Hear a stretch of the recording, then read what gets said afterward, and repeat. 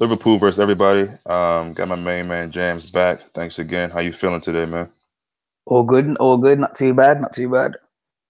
So, I'm sure you would have saw the Chelsea result Hmm. against Huddersfield. And shout out to David Wagner, man. I mean, clearly he's doing the job. He's trying to make sure his team is safe. But you got to believe in the back of his mind, he's thinking, you know what? Let me kill two birds in one stone and do my man Jurgen Klopp a favor right here. Yep. Great result for us, man. Just talk to me about how you felt after that game, whether you were watching it or afterwards. Yeah, I watched the game. Chelsea's goal was very lucky. For people that didn't see it, it was like James Milner's own goal the other day. The defender smashed it out and it hit Alonso and went in the top corner. Um, yeah, good news for them. They played quite well. It's crazy that Chelsea put in a really good performance against us, and then they look so different a few days later. Maybe they were a bit tired, or I don't know. It's good news for us. I wish they'd got the win because then it would have been totally good news. But it now means that a draw is good enough, just in case anyone wasn't sure. A draw now means that we'll get through. Not that we'll play for a draw, but it's just a bit more less worrying. You know what I mean? If it gets to the 70th minute and we're 2-1 up or something, we know that if we do let one in, we're still safe. But yeah, we still got a job to do. Still got a job to do. Still got a big job to do. Can't lose. Can't lose. Yeah, that's a good way to look at it. I think I missed that goal. So was that an own goal for them, Chelsea? No, it hit off Alonso. So Mhm. what happened is the defender for Huddersfield has gone to clear it and it's just smacked off Alonso. I think it was his head, smacked off Alonso and gone right into the top corner. Um, Oh, see, so I it's missed that part Alonso's of it. Okay. goal. It's Alonso's goal because it was their defender, the Huddersfield's defender. Oh, right. Okay. I got you. But they didn't really work from open play to get a goal, basically. Yeah. Okay. Okay. Well, then, yeah, that makes it even better. But yeah, no, a win would have been great. Um, but of course, I mean, even as good as that is, and as much as I thank Huddersfield for doing that, and that's good for them because they got a draw against City, and that's the current champions, and then just to get one against the defending champions is pretty good for them, Yeah. and then it helps us. But definitely want to get this win against Brighton either way. Of course, I took a draw, but I think we need a win going into the final just for confidence, morale boost or whatever. It's always Yeah, gonna be a positive, just to finish the season, strong. definitely. But you know, going into this Brighton game, I think we'll have a I think we definitely need to have a pretty strong lineup. I think Klopp, after the result of Huddersfield, might maybe sit a Trent here, or Hmm. other than that, I don't really know who else you can sit, being so important this game is. But you pretty much think we'll start a strong enough squad. Yeah. I think we'll start a really strong team, the strongest team that we can field. We do Yeah. have 2 weeks off. You know what I mean? You've got the FA Cup. It is the first Saturday, so we've got 14, 13 days of rest and training, which should be enough. Yeah, I think if we get like 2-3 up early on, then you might see maybe like Salah come off, um, maybe Bobby or whatnot. But I think at the moment, I predict a very strong team because say we do lose, the whole league can be looked at differently, especially if we don't win the final. All of a sudden we've took another step back. So I think it is a cup final. It's a massive game, and I think we can't afford to place too many kids or anything. I think we need to go strong, as strong as we can go. Yeah. See, there's somebody trying to get in now. Let me try to send him another invite. But yeah, I mean, the Brighton game obviously is really important, and you know, I don't even want to think about the loss. I mean, obviously that's a possibility, but we really need to be doing everything we can to get this win and just finish the season strong. You know what I mean? Mm. The fact that it's gotten to this point is a little upsetting, but it is what it is. We got to just keep fighting. But let's get to the real exciting news. I think at the weekend, I don't know about you, but I was thinking this whole Fakir shit was bull. Yeah. It's starting to seem like at least him, if not also Diawara now, but at least Fakir is one of the guys that we could get. Hmm. So just tell me how you feeling about the Fakir thing. Do you think it's something that'll happen? Yeah, I do. Like you, over the weekend, I thought it was just bullshit. Like, it was just like, we heard a lot about Lamar and we even heard a bit about Isco and, nothing. I didn't think much of it. I thought, I'm not going to get over happy. And then you follow certain verified accounts on Twitter and they stop saying it. Liverpool echoed the newspaper, and then Mane got asked about it. He's something, and then I don't know. Something came out the other day. I'm not sure if you saw it. Something came out and it said that Klopp spoke to the club around March, got permission to speak to Fekir around early April, and apparently there's been an agreement made now that he'll come for, I think, 67 million euros or something like that, around the 60 mark in pounds or whatever million. Which, how do I feel about that? I'm over the moon. What a phenomenal team it will be if we have Fekir as a 10, Keita as an 8, Firmino as a false number 9, and then Salah and Mane as your 11s. Like, this is just a very strong team. I think we still need, as much as I love Henderson, we still need a solid CDM, a real 6 as well. But yeah, great news. It's great to. It's been a long time since we've gone out and got, and I know the term world class gets thrown around, but 17, 18 league goals from an attacking midfielder is a phenomenal return. And that's the numbers that he's getting. So I'm over the moon. Great. It'll be a great signing if it happens, and it'll be another step in the right direction. And just importantly, it's very important to get this done before the World Cup.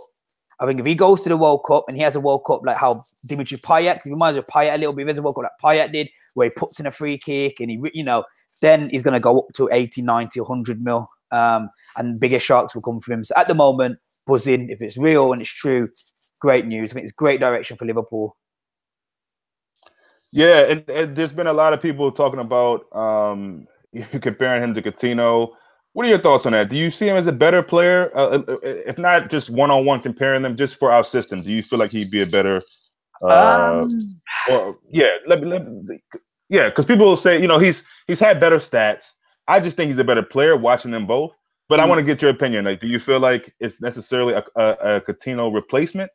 And of course, we don't know if this is going to happen. We're assuming the Fekir is going to happen. We know it's not set in stone yet. But if we do get him, do you feel like he's a better, I guess, quote unquote, replacement for a better player for our system than Coutinho would have been or was? Good question. I think Coutinho was maybe. It's hard to say. I think at the moment Fekir is having a better season by goal margin wise. Although I do feel if Coutinho had stayed this whole season, he could easily be on the numbers that Fekir is on. Coutinho had 5 in the Champions League and 7 in the league. That was 12 or 5, 7. Yeah, that was about 12 goals. But what do I think? I think Coutinho is a very, very special player in the sense that he was scoring hat-tricks in Europe. He was becoming the main player in Brazil alongside Neymar. And he was really setting himself in Liverpool. In the Premier League, he had the most goals from outside the area. His set pieces were phenomenal, goal-scoring-wise. So I don't want to take that away from him. The way he beat 3 or 4 players often. But from what I've seen of Fekir, he's more of an attacking threat, more of a goal scorer. So, yeah, it's hard for me to say how similar I think they are. Because I've watched, obviously, Coutinho a lot more than I've watched Fekir. So that's the only thing. But, yeah, I'd say they are very similar. Fekir's got an age, a year or 2 on him. He's younger than him. And he's going to cost half the amount of him. So, yeah, it'd be a great replacement. I do think he's going to come in and take the number 10 role. I definitely think that's what he's brought for. Yeah. Hassan, we got Hassan on. How you doing, Hassan? I'm good, buddy. How are you? Not bad. So, we all know that Fekir is not a done deal, but I've been just talking to Jamz here, and I'm curious your opinion on him. Is it a player that you're keen to us getting? Is there someone else that you prefer? Just give me some of your feelings on Fekir in general. Look, he's obviously a good buy, and like James Pearce hasn't sort of ruled this out, so maybe there is something to it. But I think that everybody, and at least this is the way that it seems to me, that everybody's trying to rush to conclusions and put it that this is a done deal, this is a done deal. Yeah. Fact is that Klopp has to make that final call, right? He's the manager, and the transition. If you see where we were 2 years ago, and if you see where we are today, and playing, the Whites on the 26th, we have a different team, and this is a young team. And some of these players aren't, they have made those mistakes, and there are sort of loopholes and gaps that we need to address. So, in my opinion, Fakir or no Fakir, it doesn't matter. We are sort of moving towards building a squad. Sure, Karius has had a bit of bad luck, but prior to conceding goals, the man sort of held a clean sheet for a long time. So, and with sort of Salah, Mane, and Firmino up front, I think it's looking great. I mean, with Kyoto coming in next year, this coming season, I'd like to see teams play us and stop us. So Yeah, I'm not worried about Fakir. I'm just I'm excited to see Kyoto sort of come on and see the sort of him take over that midfield role, and him and Mane, man, their pace is immense, and yeah, exciting. I'm excited. So yeah, I no, yeah, but go no, on. good, good. You make some really good points there, especially about Karras, and we'll get on to that in a second. And I Mhm. totally see where you're coming from about being focused on this team and probably just being focused, really, to be honest, finishing the Premier League season off well, getting the win against Brighton, and then on to Kiev. I got you on that. But I'm just Yeah, saying, going into the next year, getting Keita is big. It's great. But do yeah. you think that that's all we need as far as midfield reinforcement? No, of course Do not. you? Of course Oh, not. okay, okay, I got you. I got you. You want a strong bench. I mean, with Chamberlain picking up that injury, all of a sudden there's like sort of a gap there, and Lallana hasn't played. Um, he hasn't played for a while. He came on, for a few minutes here and there, and that was it. So he hasn't really been in the game. Chamberlain's off. Our bench is weak. It's not strong. One or two sort of guys are out. Then there's obviously a void there. One thing, and I do sort of, and it sort of shows, is how Henderson and how his game has improved Mm, as, mm, as a defensive midfielder. If you may have noticed, he was behind some of the assists on some goals. I think in the Champions League as well as Premier League. So seeing him sort of mature into something else, and the potential that he has compared to other teammates. Um, these other guys have way more potential. So we have to sort of allow time. And I know everybody sort of debates, as to whether FSG in, FSG out, Klopp in, Klopp out. This is our manager. This is our time, and we need to be patient because everything that he has done. I mean, if we're playing in the final of the Champions League and we're the only British club, English club, then that makes a statement, right? no, Working it with the young, does.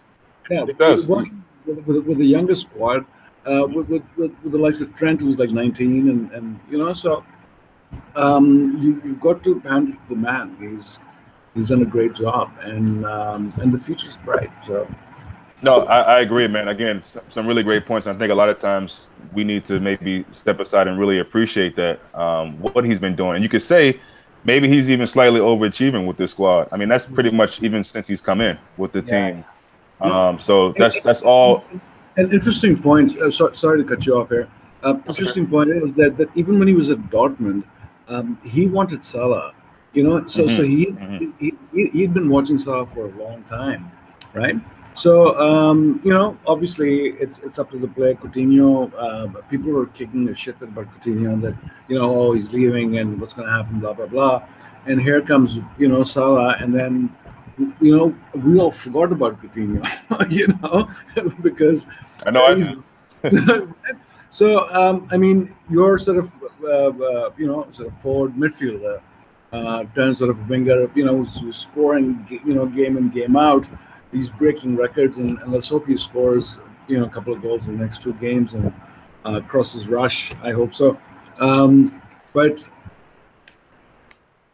I think we're sitting tight. So Yeah, yeah. I think we're in a good place, man. I'm not concerned, especially with the league. And then of course we'll come on and talk about Kiev a little later. But real quick to touch on Curious and Jans, I'm gonna bring you in for this one. Um, I think it's really easy to jump on the player's back. Let's talk about goalkeeper. When we can see goals, whether it be in the Roma game or one goal against Chelsea or what have you, the comeback against West Brom had against us. But at the end of the day, to put things in perspective, Karius has been much, much improved, and I think he's had some really, very, very paramount, pivotal points in this game. The one that, or in this in this season, the one that comes to mind for me was the save against Kane. Yeah, we went on and drew that game, but I think that was a really big point. And then just overall, he's done really well once he's taken the reins. Yeah, I think it's easy to get on the player's back when, especially the goalkeeper, when you're letting in goals like that. But I think it's really fair to say we should give him a fair shout going into the new season. Listen, he's still a young keeper. He's got a lot to learn. We can't expect him to be David De Gea overnight. So just a point here, right? So he's Germany's number 2, and he's playing the final of the Champions League. I didn't know that. I didn't know he was number 2 in Germany. Okay. Number 1, and he's not playing that game.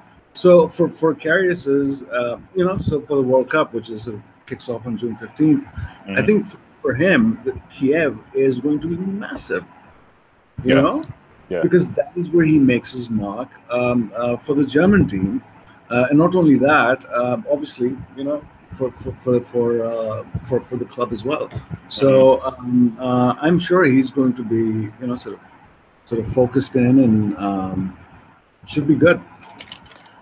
So Jamz, let's say, okay, and we go into the next season and we bring in a Jack Butland. Let's just say hypothetical. But we get everything else, you or me or Hassan would like a center back, midfield reinforcement. We've talked about it.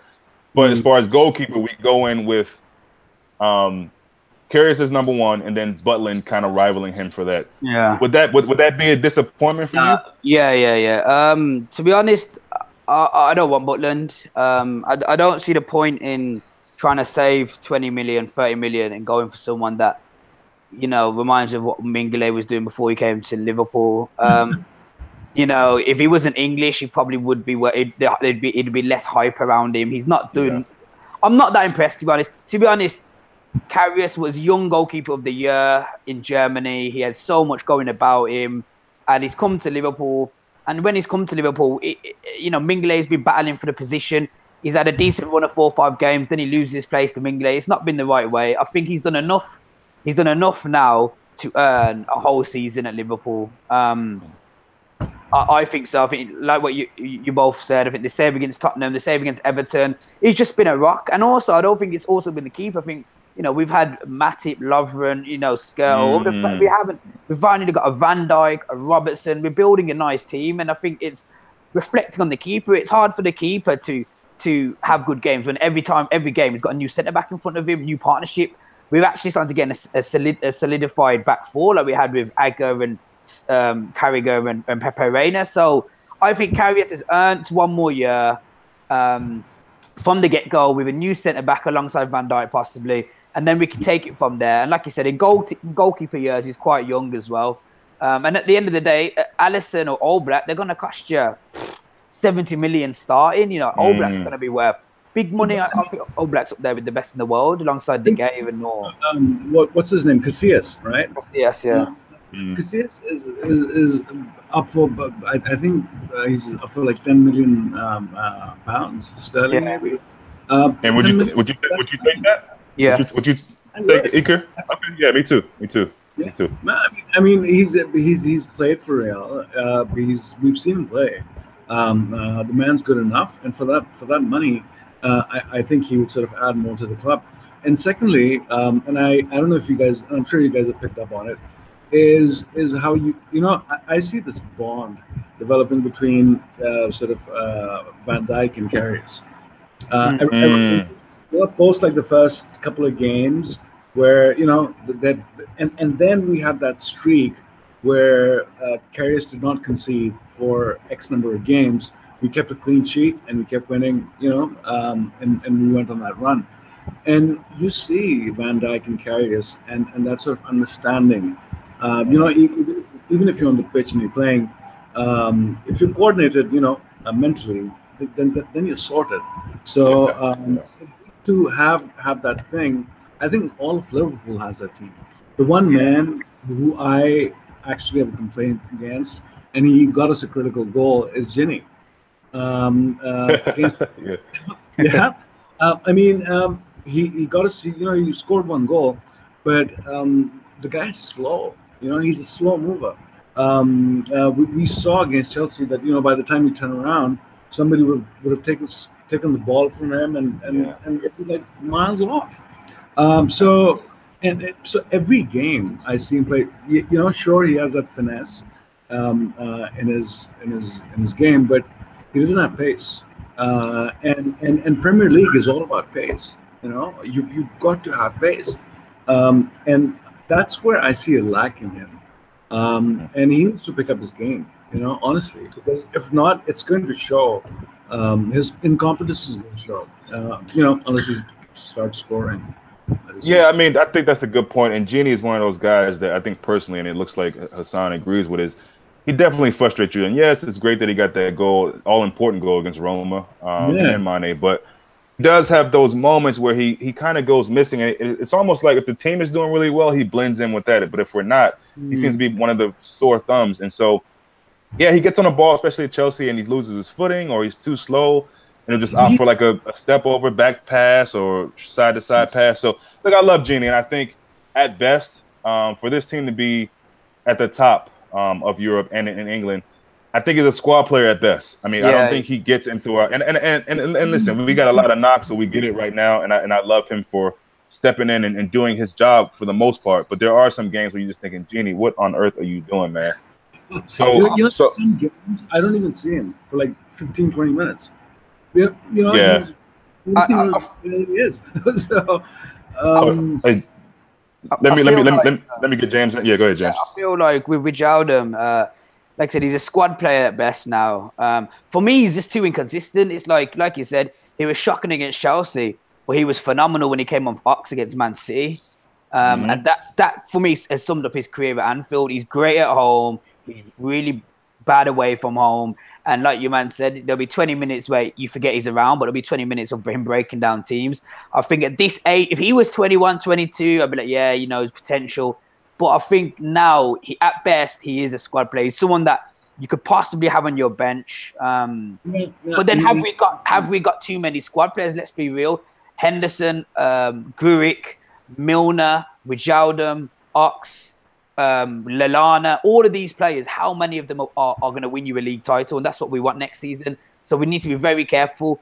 I don't want to keep players that aren't going to improve much. Guric's one for the future. I'd like to have him in the team next season, to be honest. Keita's coming in. Fekir might be coming in. Do we keep Lallana? He's going to be 30 soon. He seems quite injury prone as of recent. So Wijnaldum, he's one of them players where he could get the X. I think Milner's done enough to earn himself another year with us, but I don't think Milner's been a great player.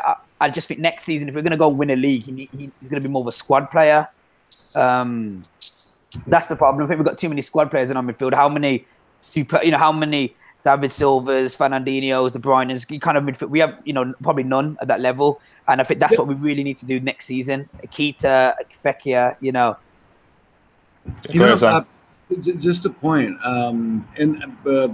Tell me if you guys have noticed this as well. Every game that, we're in the last 10, 15, 20 minutes and we're up by, say, 3 goals or 2 goals or whatever, and Klopp will, take the Roma game, for instance, right? The second Salah came off, it was like Roma had us by the ball. Yeah. The second he came off. And every time Klopp has sort of subbed somebody in, particularly Klavan or anybody, it's gone to hell. We've literally like almost lost or drawn, or it hasn't worked in our favor. So my thing is, and I hope, and I really hope that this is what is in his mind, is that you need to play your first team for a full 90. Where you completely dominate the game, where you say, this is our style of play, this is how our first team is going to play. Yeah? And as soon as you bring somebody else off that rhythm, it just breaks and just shatters. And Roma was a good example. I think teams are having like a collective sigh of relief when Salah comes off, because it's like, okay, we can relax a little bit. That's in their mind, their main threat. Yeah, we have Mane, yeah, we have Firmino, And after that, it kind of stops there, unfortunately, especially with Ox going down. There's no real threats to split the defense or attack the defense. So when Salah goes off, it's like, okay, man, we're good now. Let's see if we can build on them, take advantage of their weaknesses and things of that nature. So no. Yeah, and we can't be one man dependent club. No, we can't. No, we can't. We really can't. And I don't want to believe that. I think it's interesting that, Firmino and Salah have played the most of the front three, and it looks like now people are realizing, Mane is still good, which is crazy to me because he's always been good. But I feel like he's been coming on the last couple of games because I never really subscribed to that whole idea that he had a bad run or whatever. I mean, Salah's had 3 games with no goals. Doesn't mean he's out of form. It just means like it hasn't been working for him. You know what I mean? It's not. We shouldn't be quick to say, "Oh, a guy's out of form," or, are they still? All these kind of weird kind of conclusions that we come to. I was thinking back to the time when Salah wasn't. There was no rumor or word of Salah sort of joining the squad, and I remember that Mane had taken off for on the first international game, and we had some club games. So we sent a jet just to get Mane in to come back and play the game. Yeah, because he was, and he still is that critical up front. He's like his attitude is like Milner or Andy Robertson. The guy plays left back, he's all over the place. Which is and that's passion and that's spirit. That's Liverpool, right? You sort of go beyond. So absolutely. Let me get one of these questions in from the comments. This is kind of moving forward ahead into next season, but I thought it was an interesting question. Would you guys start Klein next season, considering he is so solid on defense, or stick with Trent Alexander-Arnold? Good question. Actually, you know what? I think I would want to see Klein, and I would want to sort of. I think this is what Klopp might do. He'll push Trent up to midfield. Yeah. Trent has that Gerrard spirit in him. You can see it. I see the pitch, and I see a little Gerrard sort of, and he is an offensive player. Even when he plays sort of right back, you'll see him up front. You'll see him going for the ball. So he's somebody who's promising, aggressive. Woodburn is a great, he's like a little Messi. Not that I compare the two, but the kid has tremendous talent. So the plenty of choices there. But I think Klopp obviously has come to Liverpool with a certain vision in his head, and every month, every couple of weeks, we see ourselves getting closer to that vision, in terms of us realizing and sort of achieving something, And I think in terms of progress, if you're playing in the final of Champions League, that says enough about, the players, as well as the manager, and I'm just excited, No way to kick off. For me, same really. Trent's a midfielder, so I'd like to see Trent being played in the position that he's meant to be. A few years ago, Gerrard released his book about 2015, and there's a chapter where he bangs on about this kid called Arnold. So Arnold must have been about 15, maybe, and he's like, he controls games. When he was 12, he looked like a 14-year-old. When he was 14, he played like an 18-year-old, and the kids now, as we know him, is Trent. So. He's obviously, you can see that he's a midfielder, the way he pings the ball around the pitch, the way he likes to get into the box, the way he likes to shoot from distance, the way he takes free kicks. And again, it goes back to my point about having so many Wijnaldums and Milners and Hendos in the team. So personally, I would like to see him in midfield, but if he can't get into midfield like Guvik couldn't, then I want to see him playing. And it's like Gerrard started his career at right back. Carragher played all over the pitch, midfield. At 18, 19, it's just about playing.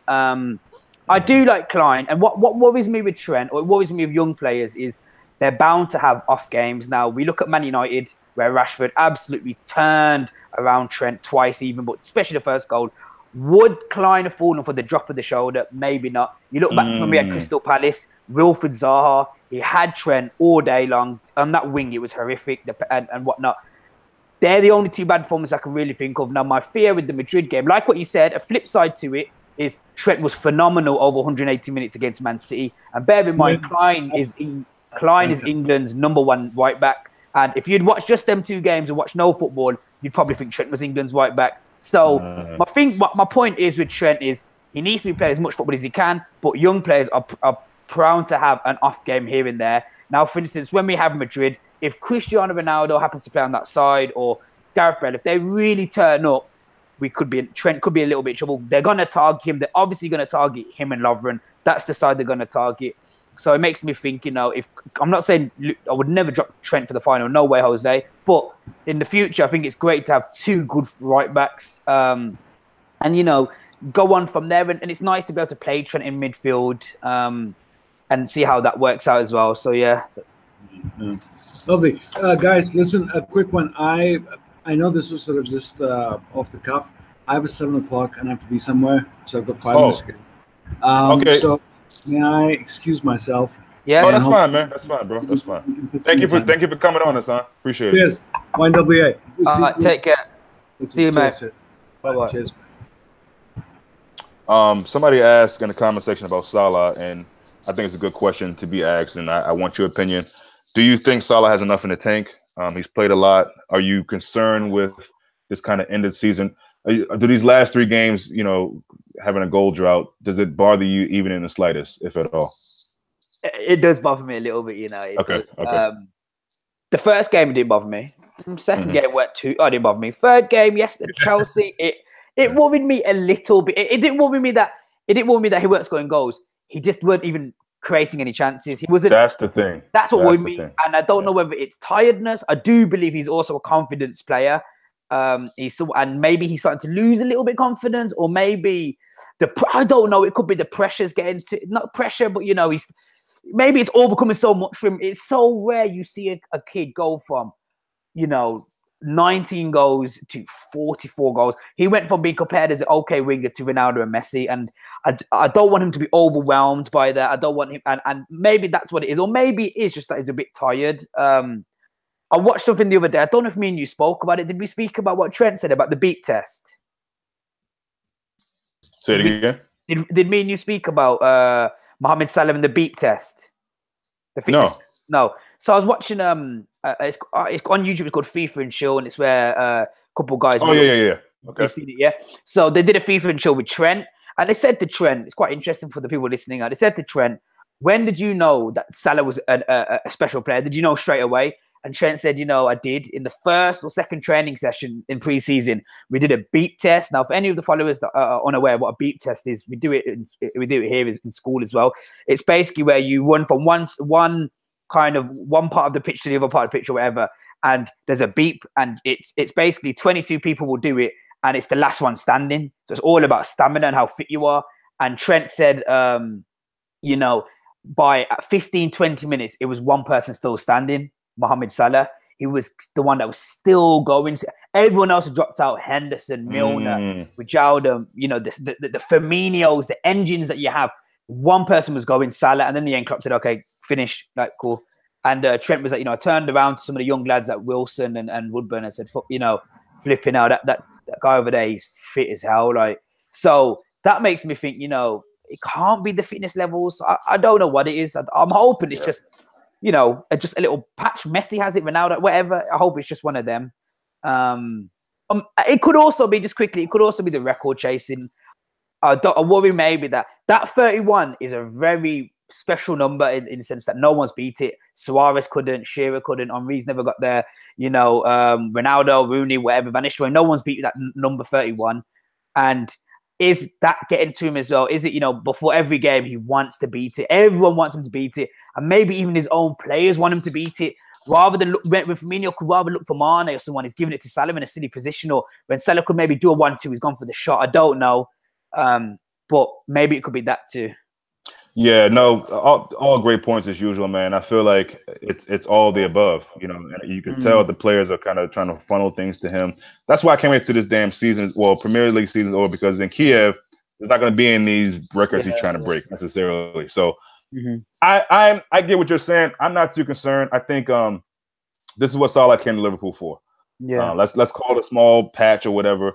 To me, like you said, it wasn't even about not scoring goals. It's just his activity, and I don't know if it's him not wanting to get injured, or he's just like, you know what, I'm saving myself for this big stage of Kiev and watch what I do then. If you think I've been doing good all season, watch what I do in Kiev.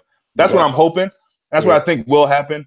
But he's got to get. So how many goals is he away from breaking this record? Just 31 or whatever. 1 goal. He needs 1 goal. Oh, Jesus Christ. Okay, well he's got to. Goal for. Okay. Oh wow. I didn't realize that. I thought it was like 2 or 3. Okay. Well, yeah, gotta believe he'll get that against Brighton. Hopefully, again. I'm not too crazy about these records, but I get it. I get why it's something he would want. I get why fans are excited about it. For me, it's about getting this win. I don't care if it's Lovren in the 90th minute that gets the win for Brighton. I don't care. Or draw, whatever. I don't care. But the Kiev game is where we need everyone fighting. And I'm really looking forward to that, obviously. And I think we'll have no problems with doing that. This team has come too far to let it just drop like that. But yeah, I think with Salah, I don't think it's much that we really need to. I think it's natural too for some people to be concerned, and I get it. But I think when it comes down to the big games, which Brighton is a big game, and the Kiev match against Madrid, I think he'll be just fine. I'm not too concerned with that. But so Brighton at home, looking to see hopefully kind of a European night kind of atmosphere from the fans, to have like kind of a nice send off. Well, end the year good, and then have a nice send off to Kiev. So hoping that's good. Hoping that the fans aren't an issue. Hopefully I don't have to see Klopp yelling at the fans to tell them to chill out for moaning at the players. But yeah, give me a score prediction for our last game at Anfield against Brighton.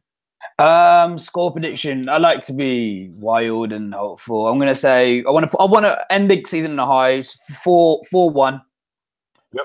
Yep, I was thinking the same. 4-1. It'd be nice to get a clean sheet, but it'd be great to get a clean sheet. Yeah. It really would be. And again, just to give guys a little more confidence, Karius, whoever, going into this game against Kiev. But yeah, I think 4-1 as well.